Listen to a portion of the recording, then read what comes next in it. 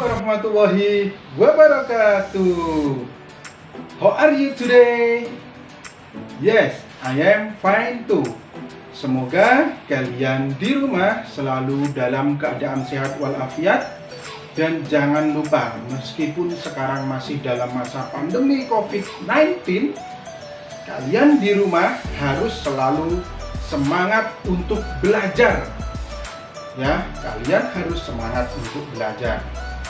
Nah, sebelum memulai kegiatan pada pagi hari ini, marilah kita berdoa terlebih dahulu. Silakan, Andrega, dipimpin doanya. Terima kasih Andrega sudah memimpin doa. Nah, sebelum saya melanjutkan ke pembelajaran, masih ingatkah kalian dengan cerita pahlawan? Atau pahlawan apa? Cerita pahlawan apa yang sudah kalian dengar sebelumnya? Nah, baik, sebelum memulai pelajaran, saya akan memberikan sedikit cerita tentang Raden Ajeng Kartini. Raden Ajeng cerita pahlawan dari saya. Di pembelajaran kali ini kita juga akan belajar tentang cerita. Cerita seperti apa? Tentu cerita tentang pahlawan. Nah, pada cerita pahlawan yang akan kita pelajari hari ini, saya harapkan kalian nanti bisa mencari informasi dari teks bacaan yang kalian baca. Selain itu, kalian juga harus bisa menganalisis bagaimana sikap yang sesuai dengan pengamalan sila keempat Pancasila. Karena tujuan kita pada pagi hari ini adalah Siswa dapat menganalisis informasi dari teks dengan adik Simba, siswa dapat menyusun peta pikiran, siswa dapat menganalisis sikap yang sesuai dengan sila keempat Pancasila. Kah kalian dengan cerita tentang Raja Mula Warman? Iya, benar sekali Hasan.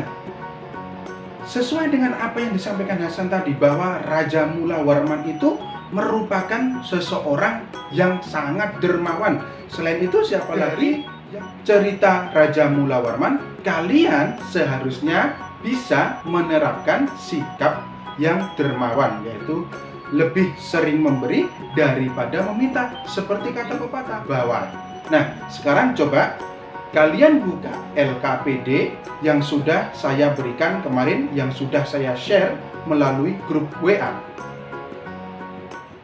Sambil membuka LKPD kalian, sekarang silahkan baca teks berikut ini.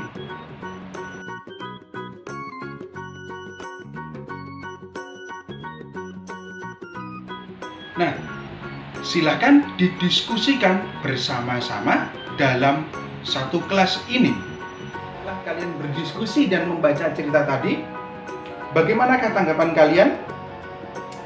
Oke, benar sekali yang disampaikan Zaka. Dari cerita tadi, Zaka menyebutkan bahwa adanya perang antara kaum adat dan kaum padri. Nah, itu dari semua apa yang disampaikan oleh teman-temanmu itu, itulah yang dinamakan informasi. Jadi informasi itu adalah segala sesuatu. Bagaimanakah sih cara kita menentukan agar bisa mencari informasi yang tepat dari dalam teks? Mari kita pelajari bersama-sama melalui video yang berikut.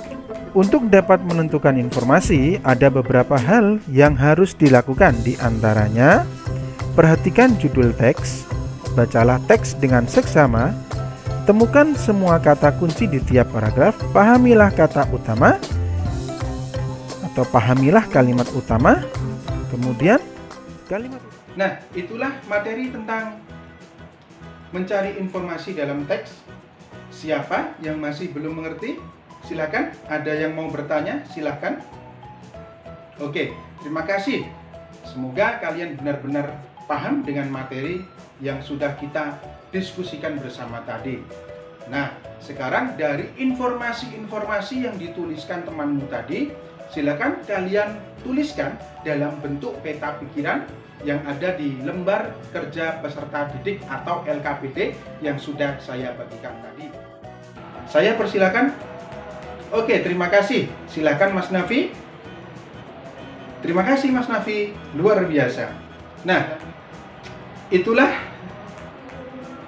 hasil dari teman-teman kalian. Kita berikan tepuk tangan untuk teman-teman kalian yang sudah berani untuk mempresentasikan hasilnya. Nah, baik. Sekarang silahkan baca kembali teks berikut ini. Nah, dari teks yang kalian baca barusan, apakah ada sikap dari tokoh dalam teks itu yang mencerminkan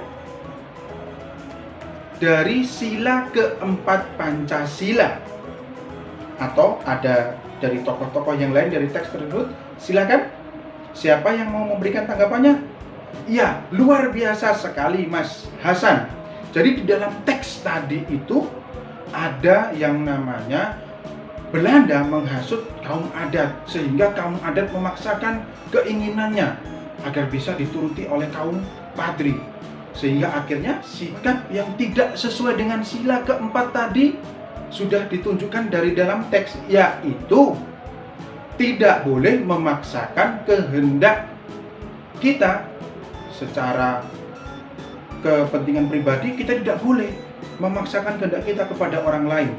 Karena sekarang silahkan kalian merenungkan diri kalian. Sikap-sikap apa saja yang sudah kalian lakukan, ya, sikap apa saja yang sudah kalian lakukan yang sesuai dengan sila keempat Pancasila, dan sikap-sikap apa saja yang belum sesuai dengan sila Pancasila yang sudah kalian lakukan. Silakan kalian tuliskan dalam LKPD kalian. Baik, sekali lagi, siapa yang berani membacakannya? Oke, silakan Mbak Calia, silakan dibacakan di depan teman-temannya. Terima kasih Mbak Calia. Jadi sikap yang sesuai dan tidak sesuai dengan sila keempat ini tentunya bisa kita terapkan di rumah, di sekolah, ataupun di lingkungan masyarakat. Untuk lebih jelasnya, saya akan menampilkan contoh-contoh dari sikap yang sesuai dan tidak sesuai dengan sila keempat Pancasila. Itulah materi kita pada pembelajaran pada hari ini. Nah, mari kita simpulkan bersama-sama apa saja dalam teks, kemudian menyampaikan informasi dalam teks dalam bentuk apa tadi nak? Benar sekali, dalam bentuk peta pikiran. Selain menerapkan sikap yang sesuai dengan sila keempat Pancasila. Aktif dalam pembelajaran hari ini. Dan yang masih takut ataupun yang masih malu-malu ketika mau menyampaikan hasil pekerjaannya, jangan pernah takut, yakin dengan apa yang sudah kalian kerjakan. Tidak ada benar dan pada pagi hari ini, marilah kita menyanyikan lagu kebangsaan Indonesia Raya sebagai rasa cinta tanah air. Tepuk tangan yang meriah untuk kita semuanya yang sudah belajar dengan aktif pada pembelajaran hari ini. Nah, setelah pembelajaran ini, jangan lupa untuk menyelesaikan soal evaluasi ataupun tugas harian yang sudah saya siapkan pada link yang saya share melalui grup WA lagi. Dan materi yang akan kita pelajari selanjutnya adalah tentang IPA dan SPDP. Silakan dipimpin Zaka untuk berdoa. Terima kasih semuanya. Wassalamualaikum warahmatullahi wabarakatuh.